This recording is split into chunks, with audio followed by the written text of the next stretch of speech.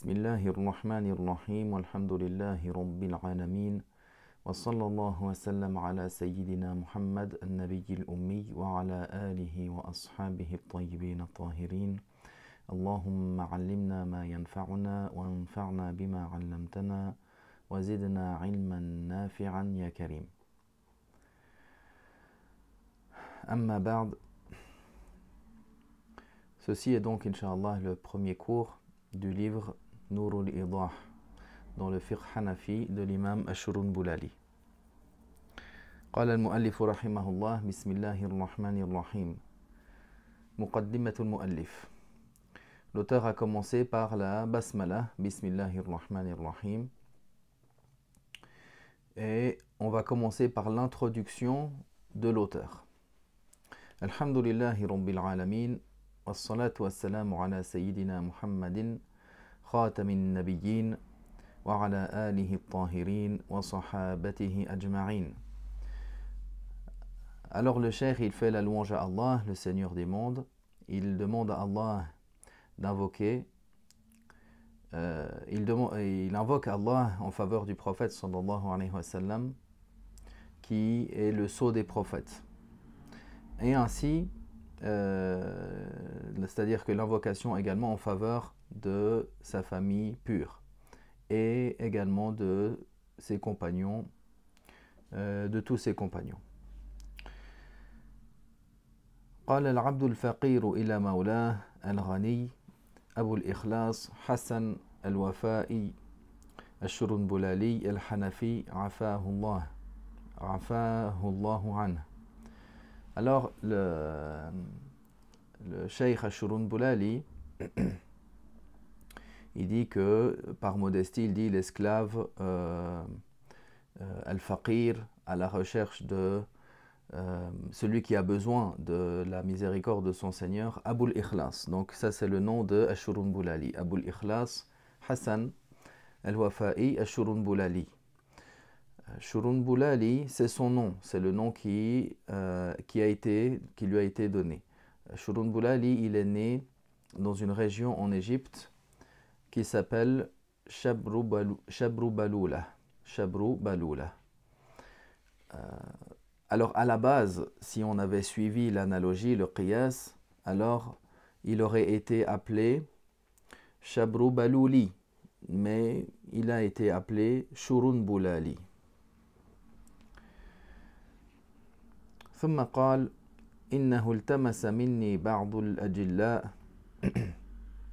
عاملنا الله وإياهم بلطفه الخفي أن أعمل مقدمة في العبادات مقدمة أي متنا. Alors le Cheikh Shurunbulali, il mentionne que certains des gens de ses proches, de parmi les gens qui sont bons, ils lui ont demandé, et il fait une invocation en sa faveur, ils lui ont demandé qu'il œuvre dans le chapitre des adorations une muqaddima, c'est-à-dire un matan, un livre qui contient peu de mots. Dans le chapitre des adorations, donc, comme on le verra, le chapitre des adorations, il a commencé par faire le chapitre de la purification, de la prière, et ensuite la zakat, le jeûne et le hajj. Il a centré sur ce sujet-là parce que c'est effectivement ces adorations-là ou ces chapitres-là de ces adorations qui reviennent le plus souvent et dont la personne a le plus souvent besoin. تقرب على المبتدئ ما تشتت من مسائل في المطولات. Afin que dans le sens afin que cela soit une aide pour celui qui, pour le débutant,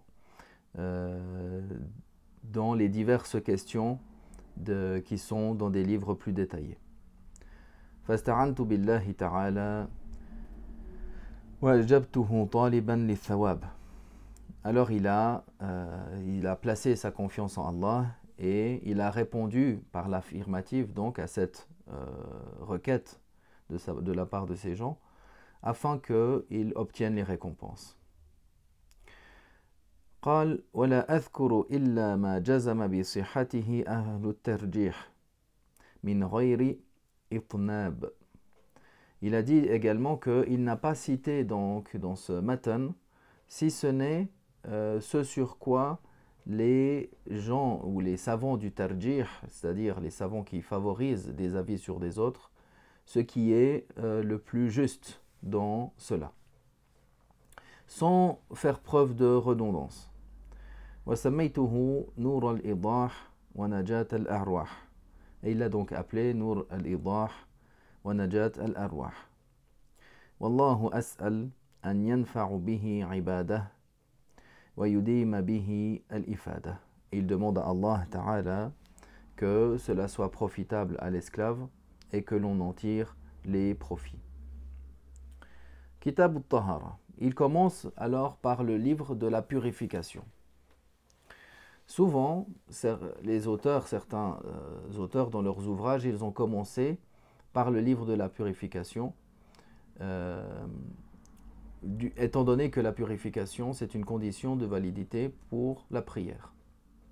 Et ensuite, ils citent le chapitre de la prière.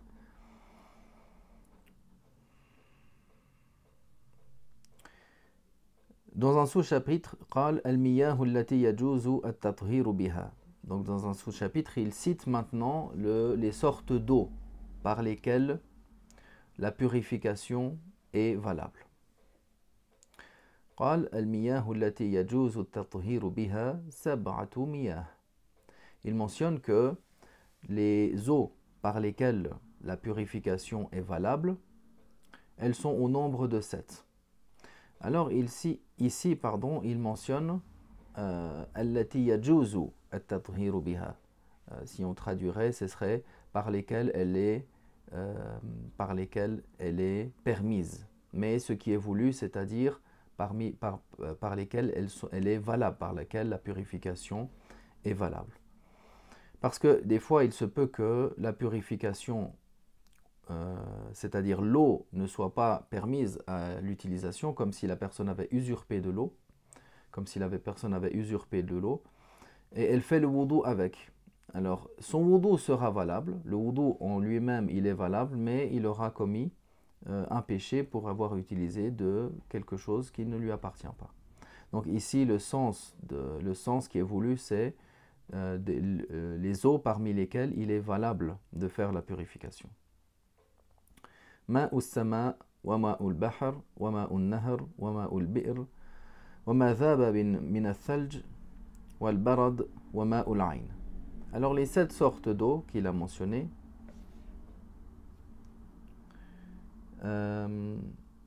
ماء السماء, l'eau du ciel, c'est-à-dire l'eau de la pluie, l'eau de la mer,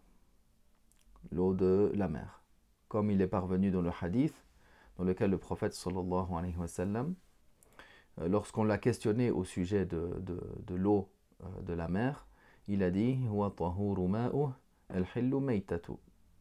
Al-hillu maytatu.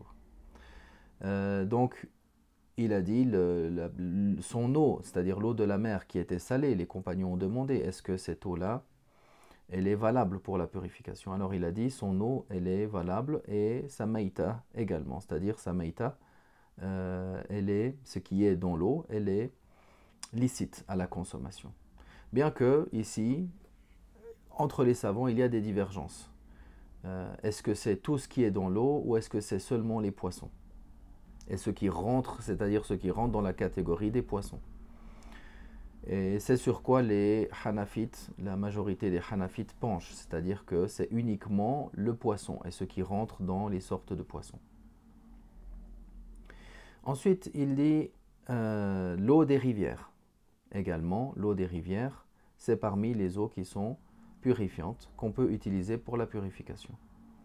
Et l'eau du puits, également, et l'eau dont est issue la fonte de la grêle et de la neige. C'est-à-dire la 5e et la 6e, l'eau qui est issue de la fonte de la neige et de la grêle. Comme on le verra par la suite, parmi les conditions de la purification, c'est que l'eau coule de sorte à ce qu'elle goûte au bout du membre. Si la personne utilise l'eau et que l'eau coule, alors elle doit goûter. Elle doit au moins goûter de 1 ou 2 gouttes au bout du membre.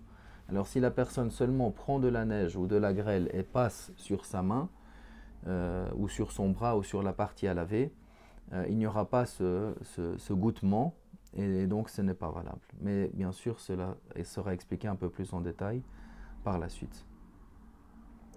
Et l'eau de source, également l'eau de source est valable et c'est la 7e qu'il a mentionné pour la purification.